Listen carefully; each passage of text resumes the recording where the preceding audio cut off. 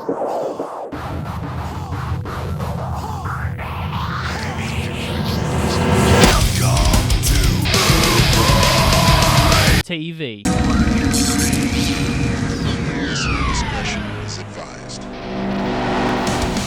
What's going on, new breeders? Max here. And C-Bomb.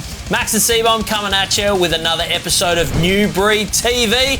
Coming at you from the Fear Factoreum, Australia's #1 Fear Factory Museum. C-Bomb. Yes, check it out on Instagram. Give it a follow. Make sure you check us out on Instagram. We're on there. We're growing the following. It's getting up there now, C-Bomb. The Factorium's getting pretty popular on the old gram. Max puts out the good content, so give him a follow and check it out. You won't regret it. Jump on there. All right, now welcome to this episode of New Breed TV. Let's get into this episode with What Are We Reppin'?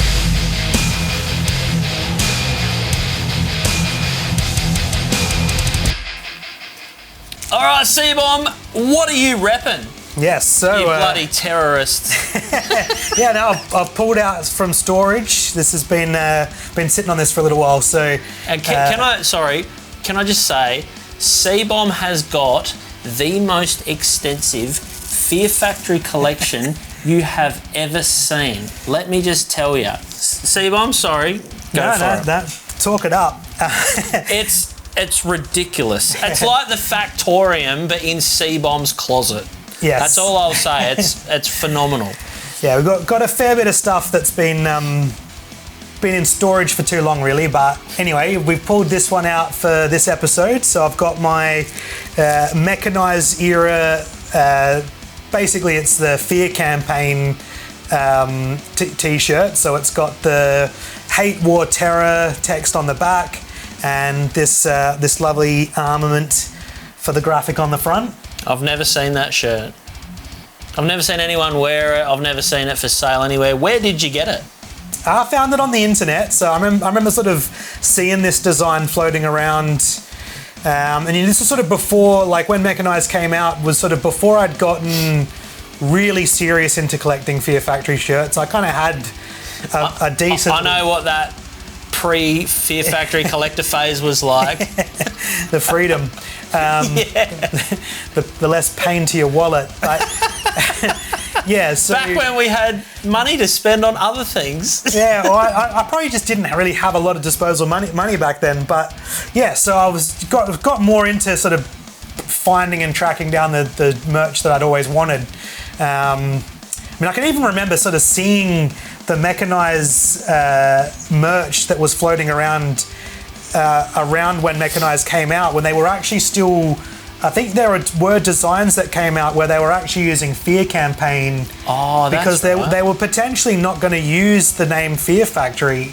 Yeah, that kind of got it was sort of when Burton and Dino had like split, like Burton had like reformed the band with Dino, and the other guys weren't keen, and they wanted to like go on tour, but the rights to the name obviously were owned by all four of them. They were in a bit of a 50-50 split. Yeah. So they needed like permission, obviously, by the other two guys, Raymond and Christian, on whether or not they would be allowed to actually use the name, and there was disputes. And you guys know all about it, the rest of it. But yeah, they were going to potentially put Fear and tour under the name Fear Campaign instead of Fear Factory. So yeah, I remember seeing some of these designs back then, and yeah, just didn't really have the money available to kind of dive in. But I remember this design and being like, I need to get that T-shirt. It's sick. Keen-eyed Fear Factory fans will probably know that the gun graphic is actually in the Fear Campaign video. It flashes up pretty quickly, but if you go and check that out, you will see it there. This is the same gun. And I think it looks a bit more black in the video. They kind of like metallic coloured it in the T-shirt design. Otherwise, you probably would have struggled to see that against a black T-shirt. But and I noticed on there it says 2010 Oxidizer Inc. Back when that was the name of the merch that they were putting it out under, right? Yes, correct. So yeah, this is an original. It's even got a little which side is it?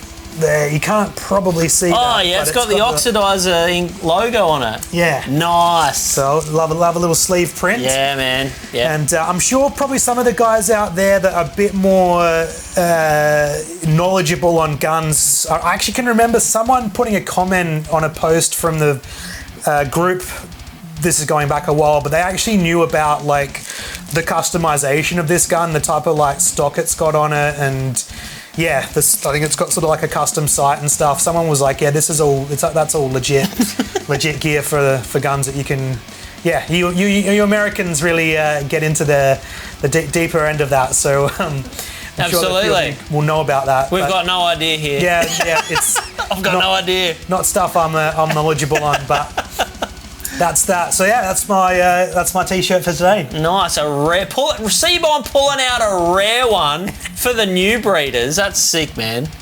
No, well done. Good for pulling it out of storage and pulling it out of your cryovac bag collection that Seaborn runs. He keeps all of his shirts in crisp condition. I tell you, new breeders.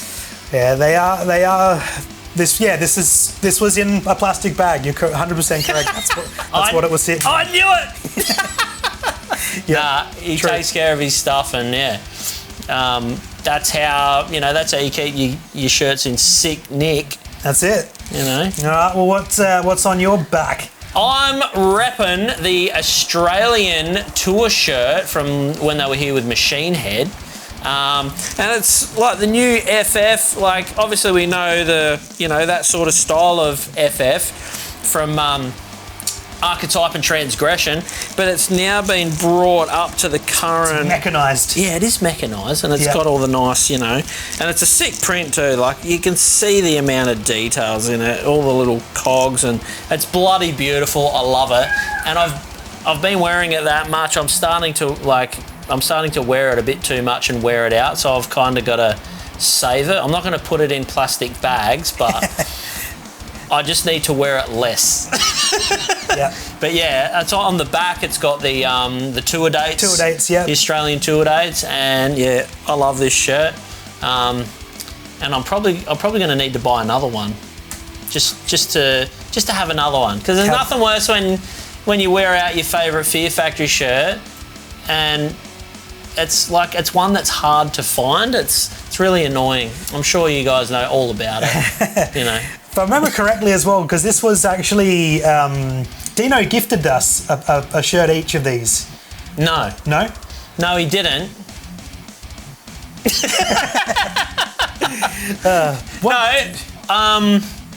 I think I bought one while we were there. Oh no! Because you gave me it. No. I remember now. We got home from doing the Melbourne show, and I was like, oh, we don't have the bloody shirts. So I ordered, and it was your birthday. Okay. I ordered you one for your birthday because it was just after we got back, and I was like, well, I'm going to get one too.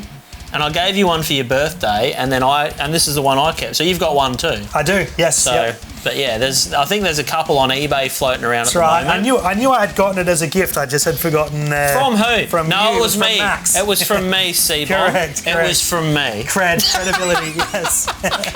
Full credit to Max. That's it. All right, new breeders. Well, now we're going to get into a brand new segment on the show. Me and Seaborn come up with it about 10 minutes ago.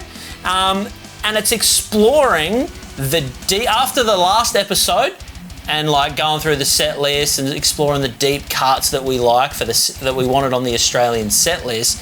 We started talking about other deep cuts that we like, and probably the more deeper cuts that we probably aren't. We wouldn't prefer them on a set list over some of the other ones that we like. But these are the deep cuts that we love listening to, right? So in this segment called Deep Cuts, let's get into it.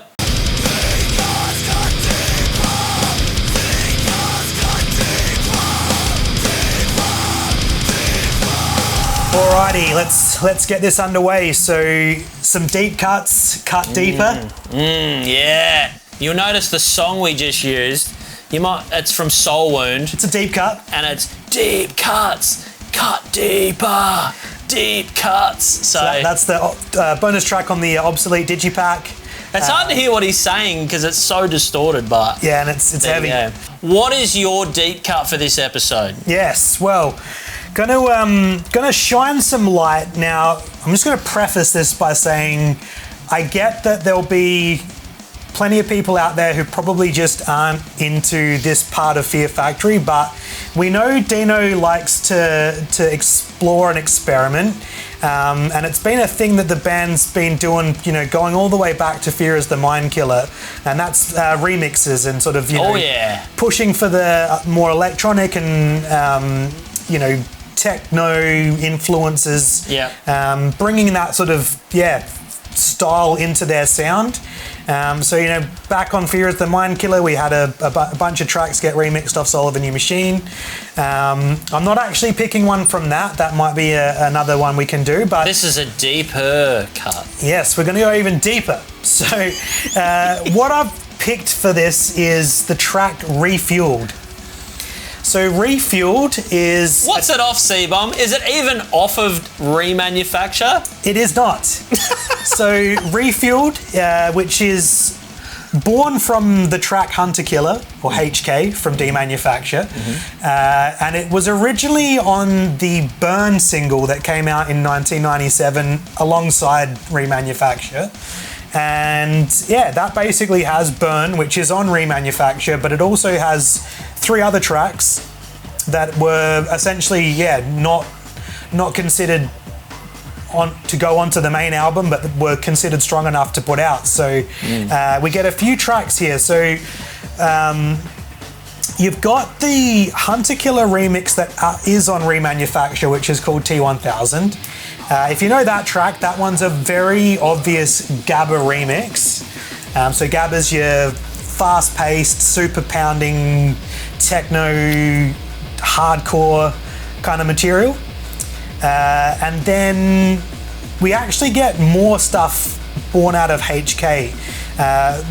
On Burn, we get Cyberdyne, and then we also get Refueled. And these tracks did eventually also show up on the Hate Files compilation, and they're also on the special edition of Demanufacture, which has a second disc that includes all the stuff from Remanufacture, but also has the other tracks like Cyberdyne, Refueled, Transgenic, and some other remixes that weren't fitted onto Remanufacture. So, I thought I would pick this track. I think... granted, some of you metalheads out there just won't have the ears for this, and that's fine. But we love all of the remix stuff. Remanufacture, bloody Fear as a Mind Killer, Recoded. We finally sort of got back to that this stuff with Recoded being done. Dino was like, I'm bringing it back. We're doing more remixes. Yes. So, keep them coming, Big D. Keep them coming. Yeah, absolutely. So, look, I'll be the first to admit I don't know if every remix, lands amazingly, but I will definitely advocate and argue for revisiting Remanufacture. I think there's actually some great stuff on there. And I definitely think that both Cyberdyne and Refueled, we're going to focus a bit more on Refueled for this, but I think they're both interesting and fun tracks to check out.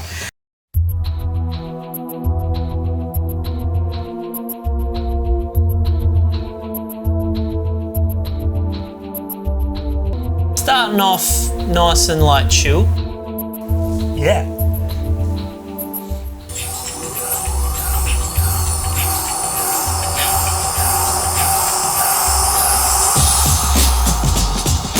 Yeah, man.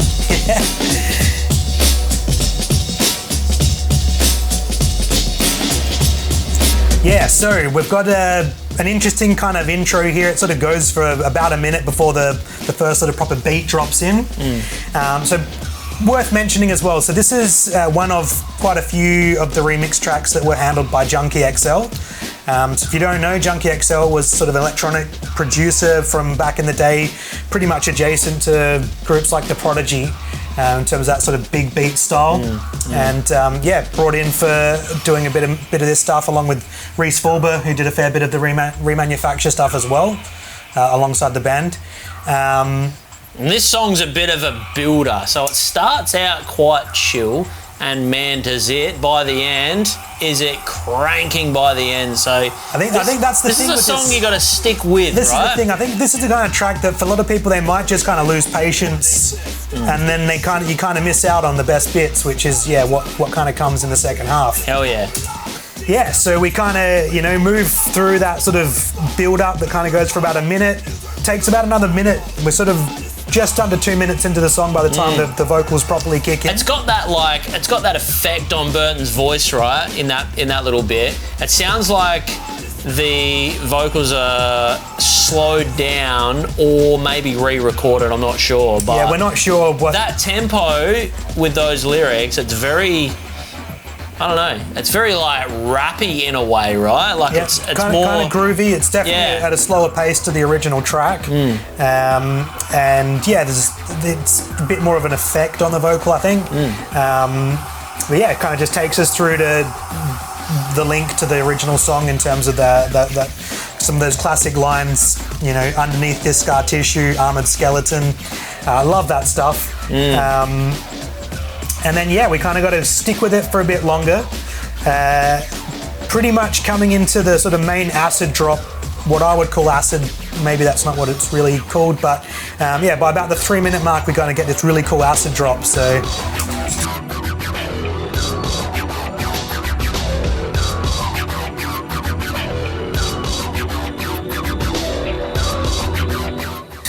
Building it up. There we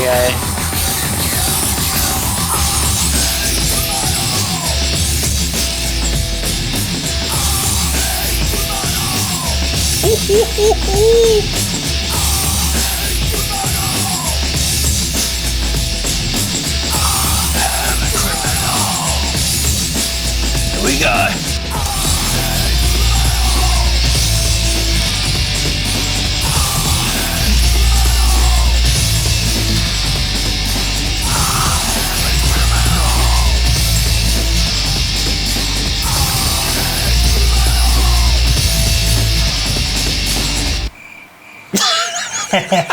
Yeah, the ending definitely catches you off guard.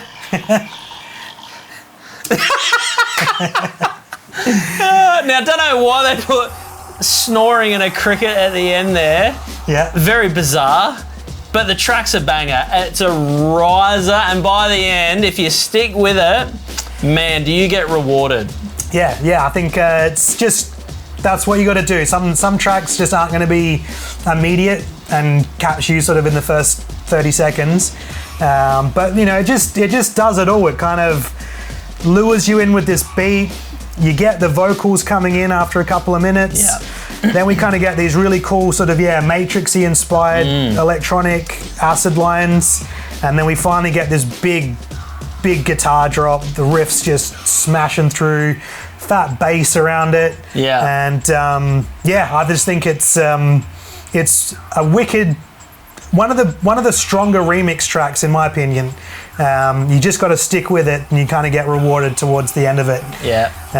Awesome track. That's my pick for deep cuts. I can see why you picked it. It's a grower. Yeah.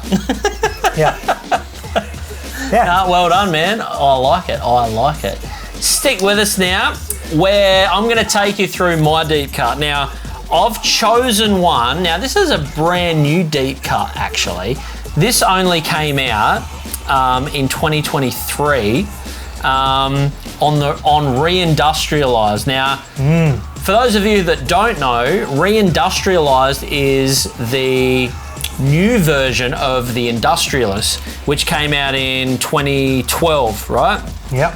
So, now, and on the Industrialist, we got a couple of bonus tracks, but now that Dino's reissued the Industrialist, and the reason he did this was because there was always this big controversy about the Industrialist having programmed drums on it, and it was something that always, I think the backlash and just, always bugged Dino about, there's always that, there's always that controversy around it. So yeah, I mean, which is kind of funny. I kind of feel like Fear Factory is one of the bands where you kind of feel like programmed drums aren't exactly out of the realm. Out of its realm of what seems acceptable. But I think people just appreciate knowing that there's a live performance being recorded. It's done by humans, right? Yeah. Like, that's why people have backlash to AI, and it's still a human that programmed the bloody things. But anyway, so Reindustrialized came out with real drums, and Mike Heller re-recorded all of the drums, and they reissued the Industrialist with live drums. And I've got to say, like, when I remember when it came out back in 2012, I was a little bit put off by it, I won't lie. I was like, what are they doing, And then, now that it's got real drums on it, fuck me, does it sound 10 times, it does, man. It just does. It sounds 10 times better. Mike put a lot of little bits and pieces in there, and it just sounds so much better. But not only that, we also got rewarded with a brand new few bonus tracks. And the deep cut that I'm going to hit you with today is Passing Complexion. And it's the last song off of the second disc off of Reindustrialize.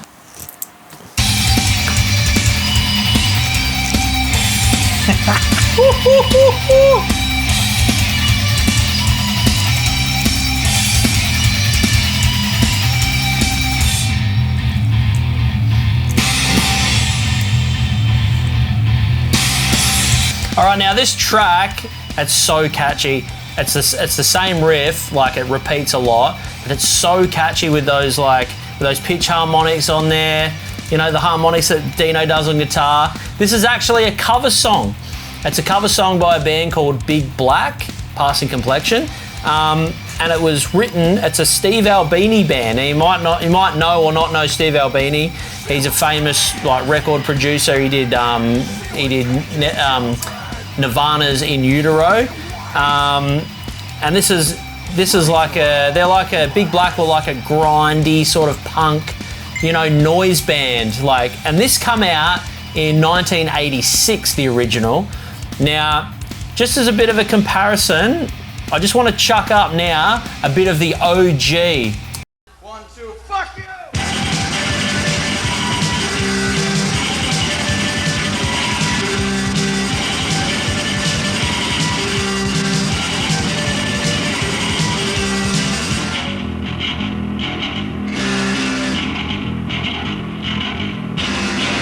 See what's here. See what's taking children. Black and white. So this song's about racial passing, which we had to look this up. I wasn't aware of what this song was about, but it's got a pretty niche, the lyrics and the theme of the song's very, very niche, and it's talking about racial passing. And what that is when a person classified as a member of one racial group is also accepted as a member of a different racial group. And for the example is a black person with light complexion might pass as white in certain situations, in certain groups. So there you go. The song's actually about about someone who is obviously a mixed race passing as one or the other depending on the situation. Yeah, it's an interesting topic, which it's kind of somewhat of a quite poignant topic nowadays, which But this was identity. written. This was written back in 1986, exactly, right? yeah. Steve Albini, legend producer, and what a song for Fear Factory to cover. I think they really like those, kind of like Dog Day Sunrise. It's like this old song that's not, it's not. They're not obvious metal tracks. Yeah, and they're not, and very left field. And they're stuff. not like massively commercial songs. Like these are niche songs, but fuck me, is this song catchy? And that's what grabbed me to start with. That opening riff. Yeah, it's an earworm. It really kind of gets in your. Yeah, you're just like, oh, what? This is sick, and you just nod along to it.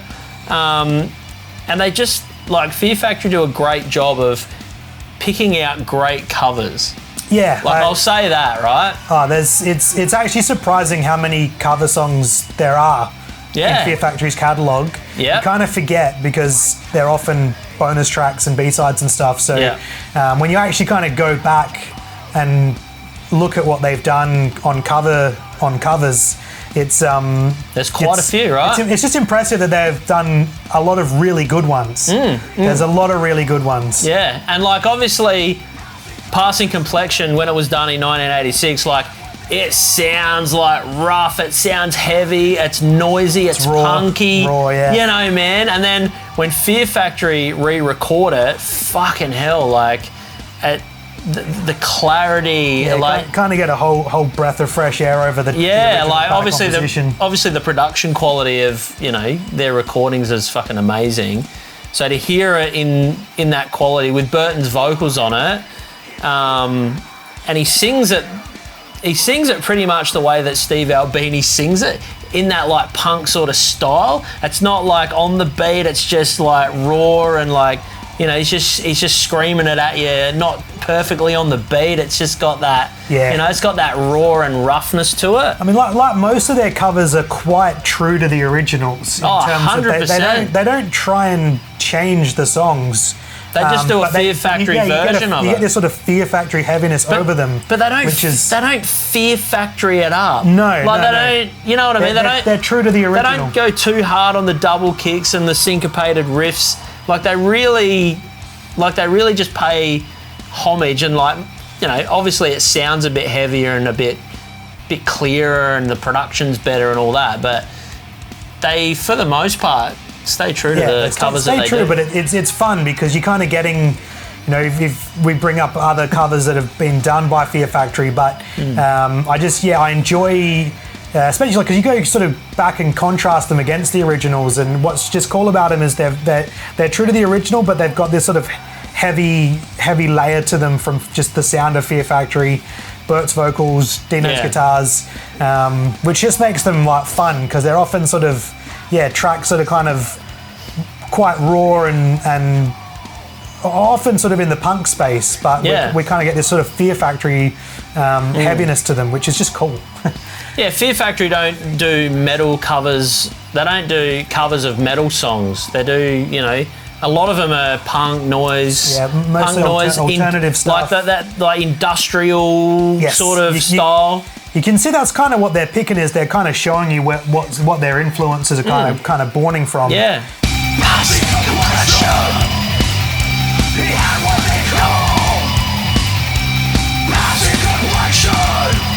I love that riff.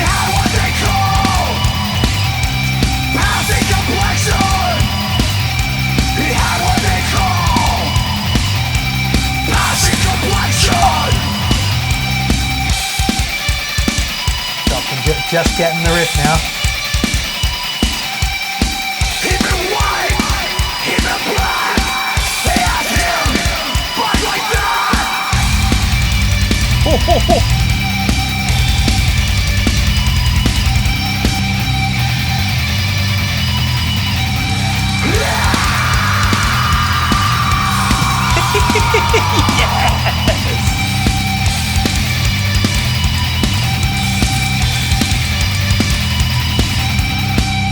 And there we go.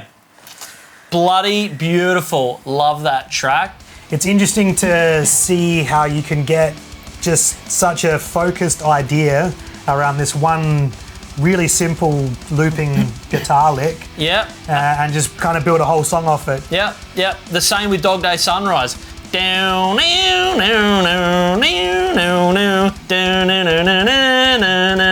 it's the same kind of thing as Dog Day Sunrise. It's like it's the same riff built into a song with a verse and a chorus and the verse and the chorus are over the same riff, right? Yeah. Just, a little bit slowed down and changing the drums, but yeah.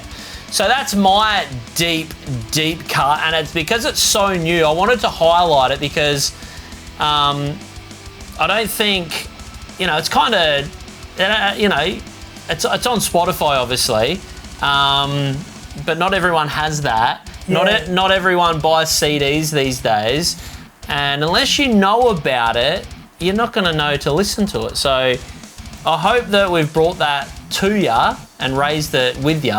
So you guys like it, hopefully, so that you can go and track it down and listen to it. Because that's the nature of deep cuts. Is they're kind of buried. You know, they're not lead singles, and they're not going to be the songs that have music videos or anything to kind of promote them. But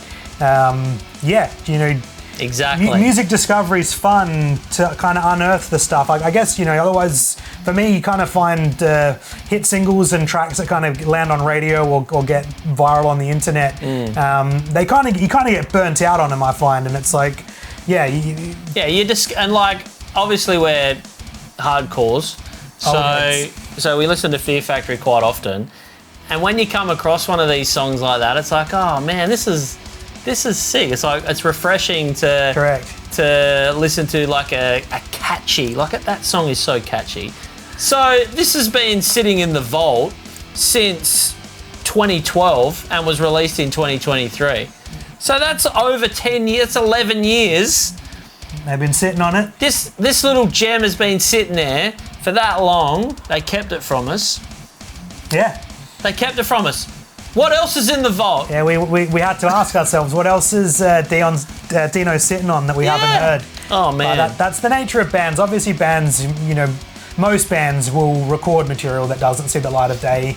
And that's just how it goes with, picking and choosing what's worthy of release. But I'm so glad that this came out, and because it was so unexpected. It came out of nowhere. I wasn't expecting it to be there to be any songs that I'd never heard on Reindustrialised. I just expected to hear drums on the Industrialist, and out popped this little gem, and I was just and along there's another couple in there as well, and I was just like, man, where did this one come from? And I instantly just loved it. It was great. Yeah. I can actually remember when they announced Reindustrialised and they posted the track listing, and a few of us were sort of commenting like, what are these other track titles? These aren't. Because we didn't know they were covers, so you didn't know to go and look them up. I didn't know. I listened to it for about 2 months before I realised that it was a cover, and then I was like, oh my god, because I love going and tracking down the OG, and then I heard the OG, and I was like, oh, here we go. This is where they got it from. Back in 1980, it's a 1986 song. It was unreal. I didn't know it was a cover until we started recording this today. You could be a hardcore Fear Factory nerd and still be finding out new shit. Oh yeah, but that's the joy of being a Fear Factory nerd. You can actually be a nerd because of all this, all of the things, all of these little niche there's bits of information, digging in, digging deeper that you don't know about unless you go digging and looking, and that we certainly do that. That's the fun. So, and that's the reason why you're watching New Breed TV, right? Is because you love nerding out on Fear Factory as much as we do, right? And you love learning stuff as well, right? Nice. All right. We hope you enjoyed that segment. If people sort of comment and maybe put some suggestions out there. Let us know what deep cut recommendations. Let us know what deep cuts you guys want us to. If you found this enjoyable, we'll keep doing it. So hell yeah.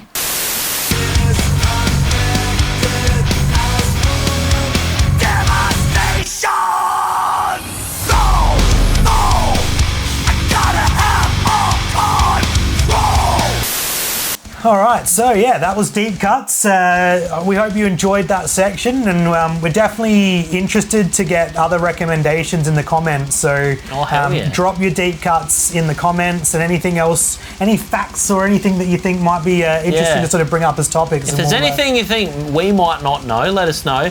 But put your Deep Cuts in the comments and let us know what deep cuts you guys like, and maybe deep cuts you might want us to review in the next episode, because that'd be awesome. All right, New Breeders, well, thanks for watching New Breed TV. We will catch you again next time, and for now, long live Fear Factory!